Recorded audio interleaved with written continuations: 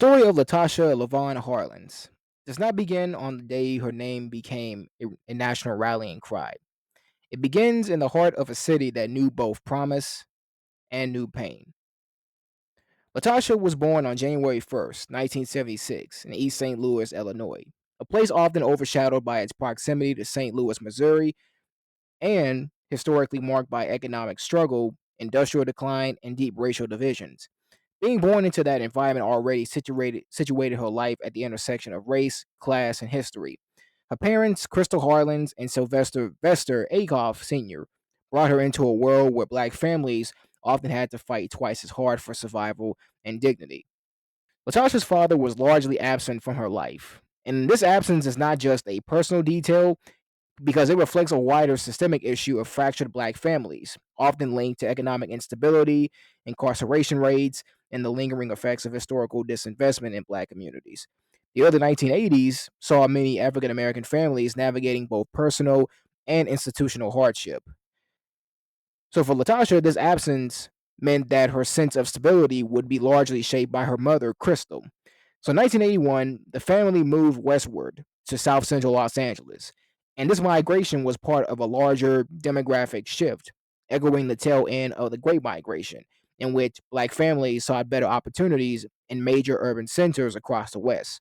Los Angeles was seen by many as a land of possibility, a place where black families could build new lives away from the entrenched segregation and the limited prospects of the Midwest and South. But the promise of Los Angeles came with its own shadows. South Central was rapidly changing.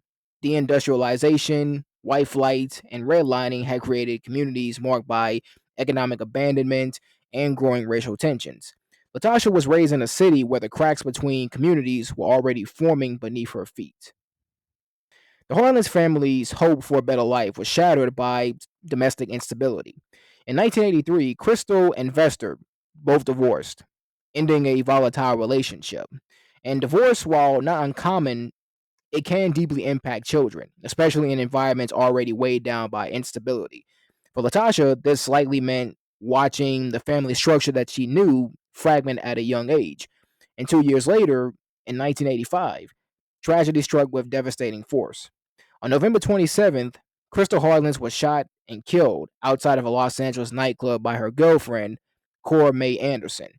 Latasha was only 9 years old when she lost her mother, the emotional anchor of her young life. So the death of a parent at such a formative age is more than just a painful moment. It shapes how a child understands the world. It creates an early forced intimacy with grief and often forces children to grow up too soon. For Latasha, this wasn't just the loss of a mother. It was the loss of a sense of safety and stability. It also speaks to the complexities of interpersonal violence in urban America during the 1980s, a period when black communities were experiencing heightened stress from poverty, discrimination, and community fragmentation.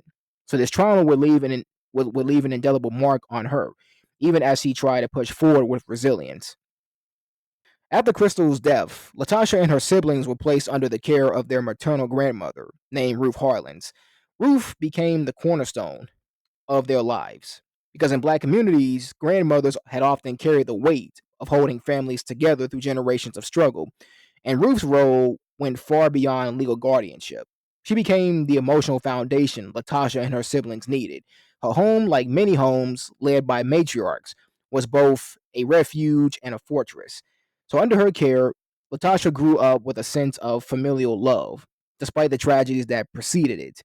And this speaks to the larger story of intergenerational resilience. See, black grandmothers have historically served as cultural transmitters, protectors, and builders of stability in times when institutions failed their families. So Ruth's guardianship represents more than personal care. It reflects a broader cultural pattern of survival.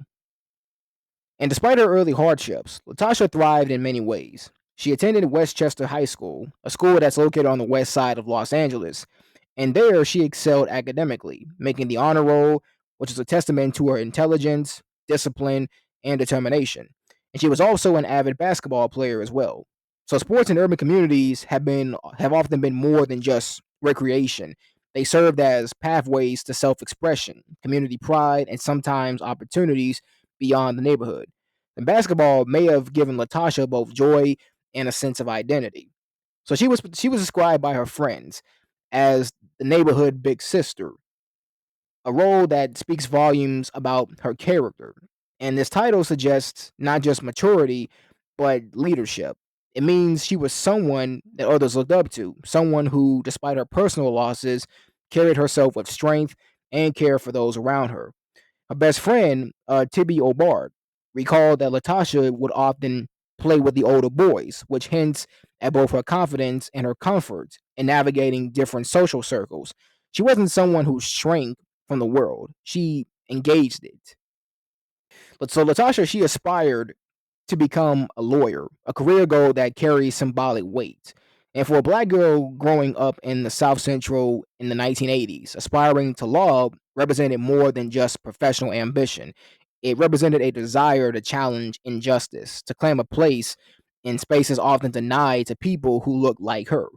And this dream reveals how aware she likely was of the systems around her and how much she wanted to change or transcend them.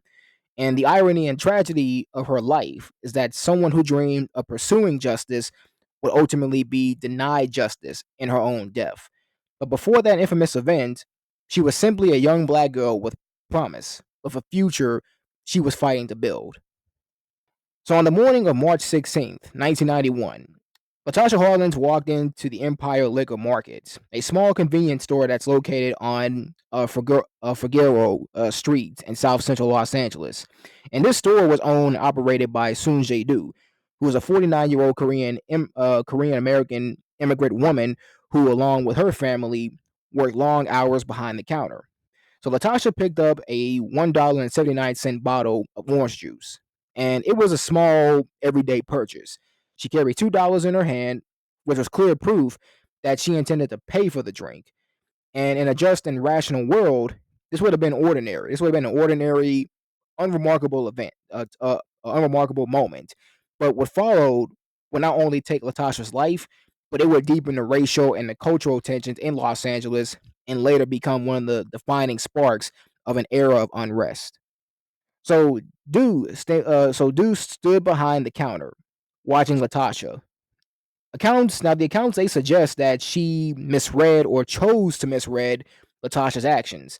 So she reportedly did not see the money in Latasha's hand, and perhaps guided by prior experiences of shoplifting, fear, or bias, accused Latasha of attempting to steal the orange juice. And here is where a deeper layer emerges, and that's the relationship between the black customers and some Korean owned convenience stores in South Central Los Angeles at the time was strained. So many of these stores had set up shop in predominantly black neighborhoods after the 1965 Watts Rebellion, often serving communities with which they had minimal cultural or linguistic connection with. So some store owners they viewed the black youth through a lens of suspicion, often racially profiling them as potential thieves. And many black residents, on the other hand, they view these merchants as outsiders who did not respect them, their humanity, or their neighborhoods. And these tensions, they simmered quietly, day after day, at cash registers and behind bulletproof glass. And in this moment, that underlying tension erupted. So when it comes to the eyewitnesses versus the perception, now there were two children that were present in the store. Now eyewitnesses testified later that Latasha had the money in her hand, intending to pay, and this wasn't a robbery. It wasn't even an argument that escalated over merchandise value. It was a misunderstanding fueled by distrust. But Soon Jae-do, she didn't see it that way. So her suspicion, it overrode the reality in front of her. She confronted Latasha directly and physically, and a security camera, unblinking, objective, it captured the escalation. Now the video footage that it showed Soon Jae-do reaching across the counter, grabbing Latasha by her sweater. She then attempted to snatch Latasha's backpack as if she was trying to prove a theft was happening. And this was not a calm accusation. This was a physical escalation. So imagine what Latasha must have felt in that moment. Imagine this. She was 15 years old, a teenager in the middle of buying a simple drink, suddenly being grabbed and accused like a criminal. So she reacted not with a weapon, not with anything lethal, but with two punches to defend herself, knocking her to the ground. And that detail matters. It shows that she was fighting back against humiliation, fear, and unwarranted aggression, not committing a crime. She was still holding the orange juice, and the money was still in her hand, and most importantly, she was turning to leave. So as Latasha began walking toward the door, her back turned, and Dew reached behind the counter, and she pulled out a 38 caliber revolver. And this moment is captured on camera too. It's cold and it's final. She raised the gun and she fired a single bullet. So the round struck Latasha in the back of the head at near point blank range, about 3 feet away. She collapsed instantly. The orange juice bottle shattered on the ground, and the $2 bill was still clenched in her hand. 15 years old, and her life ended over an orange juice bottle. So after Latasha's death on March 16, 1991, Soon Jae-do was charged with voluntary manslaughter, a serious charge that could have resulted in up to 16 years in state prison. So evidence presented at trial included the now infamous surveillance footage showing Latasha placing a bottle of orange juice in her backpack and holding money in her hand. Now the footage captured her, Soon Jae-do, confronting Latasha, grabbing her sweater, and ultimately fatally shooting the 15-year-old in the back of the head as she walked away. Now the jury, after weighing the evidence, they rejected her claim of self-defense. They found her guilty of voluntary manslaughter, a verdict that reflected the recognition of wrongdoing, but also indicated that the jurors, they saw the act as impulsive rather than premeditated. So this in and of itself was already controversial. So many in the black community, they felt that a teenager being killed over a $1.79 bottle of juice should have led to a second degree murder conviction, not a downgraded charge. However, though, the greatest shock came not from the jury, but it came from Joyce Carlin, who was the presiding judge of this case. So instead of sentencing Dew to prison, Joyce Carlin, she gave what many perceived as a stunningly lenient punishment, which was 5 years of probation, 400 hours of community service, and a $500 fine, and an order to pay the funeral costs to Latasha's family.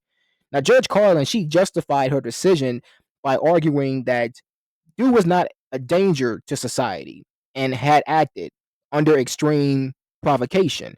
So, in her words, sending her to prison would not serve justice or society. And that reasoning, it struck many, particularly African American residents of South Central Los Angeles, as both insulting and dehumanizing. See, to them, this wasn't just a light sentence, it was a message. Because the life of a young black girl was not valued equally under the law. And many noted the deep contrast between this case and others where black defendants received harsh sentences for far lesser offenses. So the absence of prison time wasn't just a legal choice, it was a moral wound. So when the 1992 Los Angeles riots, when they broke out following the acquittal of the LAPD officers who beat Rodney King, the anger was not just about King. You know, Latasha Harlins' death and Dew's sentencing were central to that rage. And the protesters, now the protesters and the rioters often cited her name alongside King's. So during the unrest, Soon Jae-do's store, Empire Liquor Market, was looted and then it was burned to the ground, and it was never rebuilt. So the physical destruction of the store was, in many ways, it was symbolic because it represented the community's boiling point and their way of striking back, not just at one person, but at a system that they felt had utterly failed them. So eventually, the site it was redeveloped and it was used for other businesses. But its original identity as the place where Latasha was killed remained etched in the city's collective memory. So for many people, it became hallowed. So pretty much it became hallowed ground, not in a celebratory sense, but as a grim reminder of what happens when justice is denied. Now, Judge Carlin's decision, so her decision followed her for years because she faced widespread criticism and a lot of protest. And although she defended her sentencing publicly, she eventually chose not to run for re-election. So the Harlins case became a flashpoint in discussions of racial inequality in the criminal justice system. And the leniency of this, it's shown to do. So the leniency that was shown to do, it raised difficult questions. And those questions were, why are some lives valued less than others in the eyes of the law? How does judicial discretion intersect with racial bias, whether conscious or unconscious? And what message does it send to communities of color when acts of violence against them are not met with meaningful accountability? So for Latasha's family, no sentence could ever bring her back. But for the community, this was not just about mourning one girl. It was about decades of being unheard. And honestly, a part of me, when I reflect on this, what stands out to me the most in this is not just the sentence itself, but what it revealed about power. See, the judge, Joyce Carlin, she had the power to make an example out of injustice, to say through the law that Latasha's life, that it mattered, and she chose not to do that. And that decision reverberated beyond the courtroom and helped ignite one of the most significant uprisings in modern U.S. history. In this case, it also lays bare how the justice system, how often it isn't just about what happens in court, it's about how communities experience that justice when legal systems fail to provide meaningful accountability, and communities eventually act outside of those systems. And then that's exactly what happened in Los Angeles, 1992. So to me, this case is a brutal reminder of how fragile trust is between marginalized communities and institutions. Because once that trust is broken, it can ignite years of pent up frustration. So it's not even just about one judge or one defendant or even one victim. It's about a nation's history of valuing some lives more than others. So her story is not an artifact of the past. It is a mirror that is held up to the present. And it forces us to ask whether we've truly learned anything since then, or whether we are doomed to keep repeating the same cycles of injustice, outrage, and aftermath. So the killing of Latasha Harlins in 1991 did not simply become another statistic in the long history of racial violence in America. See, what it became a piercing symbol of the invisibility of black girlhood, the disparity of justice, and the fragility of trust between black communities and the institutions that are supposed to protect them. And while her death, it preceded the explosive uprisings of 1992, its cultural, political, and emotional reverberations have extended far beyond that moment, shaping conversations about justice, accountability, and race for decades. And Latasha's death, so it occurred during a period of heightened tension between black communities and immigrant business owners in South Los Angeles. A tension exacerbated by structural inequities, economic disinvestment, and over policing. So her death illuminated the pervasive reality of racial profiling that young black people, especially black girls, often faced, being viewed with suspicion in spaces where they simply existed. And Latasha walked into a store to buy orange juice with money in her hand, yet the distorted perception of threat associated with her blackness cost her life. And what makes this case so historically potent is not just the act itself, but it's the judicial response. The leniency granted to the woman who shot her, no prison time, only probation and community service, sent a chilling message that the life of a black child was disposable, that the law would never deliver justice even in the face of undeniable evidence. Because it illustrated the gaping chasm between the ideal of equal protection and the lived reality of systemic injustice. And Latasha's story became a catalyst for discussions about accountability, power, and racial inequity. Conversations that reverberated in community organizing, artistic expression, and academic discourse. Her name was invoked in protests, vigils, and conversations about the lack of legal protection for black girls, and it became inseparable from the broader critique of a criminal justice system that routinely devalues black life. Her case is often discussed in tandem with the beating of Rodney King, but what's crucial to understand is that Latasha's story speaks to a different and often underexamined dimension of racial violence, gendered violence, because black women and girls are often rendered invisible in narratives of state or community violence. Latasha's death forced a new level of visibility into this conversation, highlighting that the systemic injustice isn't just about police brutality. It's about how the legal system, how the media, and how public consciousness, how they categorize victims. So decades later, Latasha's name has not been forgotten. See, in 2021, on what would have been her 45th birthday, there was a mural that was unveiled in South Los Angeles in her honor, supported by organizations including Los Angeles Urban League. And the mural, it isn't just art; it's a public act of remembrance, a deliberate refusal to let her story be erased. And murals like these, serve as sites of historical preservation and cultural resistance.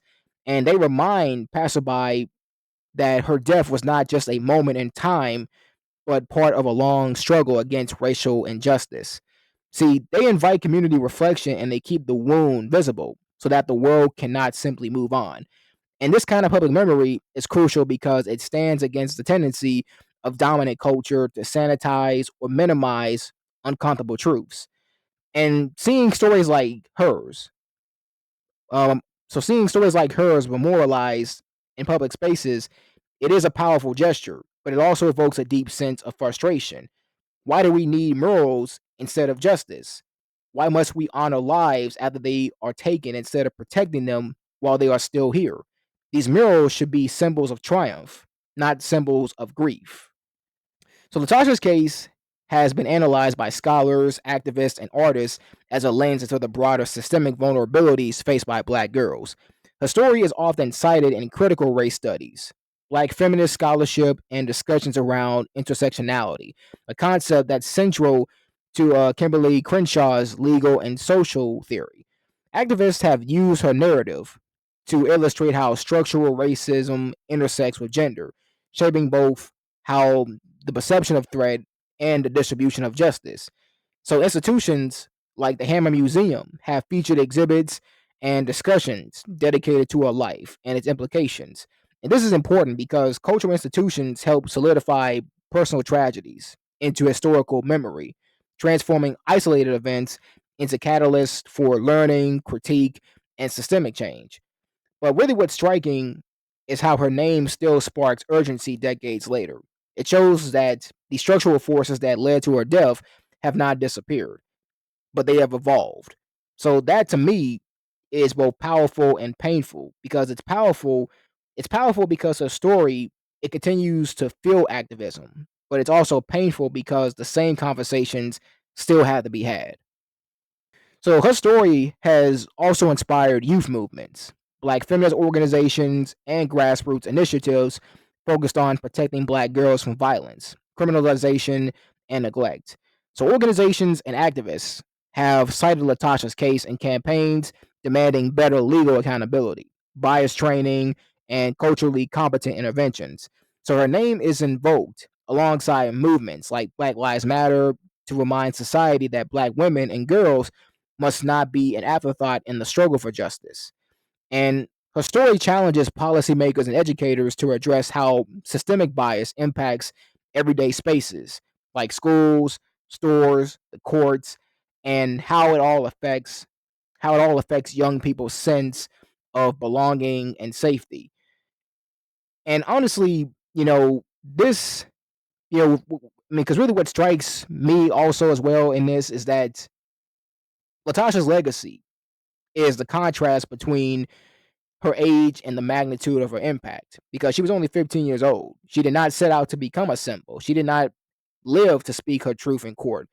Yet her name has become part of the moral conscience of a nation that is wrestling with its racial past and present. And this is where the weight of her legacy becomes both tragic and galvanizing. It's tragic because it's born out of injustice and pain. It's galvanizing because it has inspired generations to confront the hard questions on why are black girls often treated as adults in the eyes of society? Why is accountability so elusive when violence is inflicted upon them? How can communities transform grief into organized resistance and policy change? So her story makes me reflect on the narratives of injustice, how the narratives of injustice are preserved and how they can be erased by silence or solidified by collective memory and action. And her legacy is a testament to the power of remembrance as a political act. So, the death of Latasha Harlins is not just a chapter in the history of Los Angeles. It is a chapter in the history of America's ongoing struggle with race, gender, justice, and power. Her story reveals how racial profiling, systemic injustice operate at the most intimate level, shaping how young people are perceived and valued. It reminds us that cultural impact is not just about headlines, it's about communities, how those communities carry pain forward as a demand for change. And the mural in South Los Angeles, the academic discussions, the activist campaigns, and the emotional weight carried by generations all point to a single truth. Latasha Harlins is not forgotten. Her story is both a warning and a rallying cry. A warning of what happens when justice fails, and a rallying cry for a future where young black girls can simply live without being seen as threats. So her legacy, it urges us to do more than remember. It urges us to act.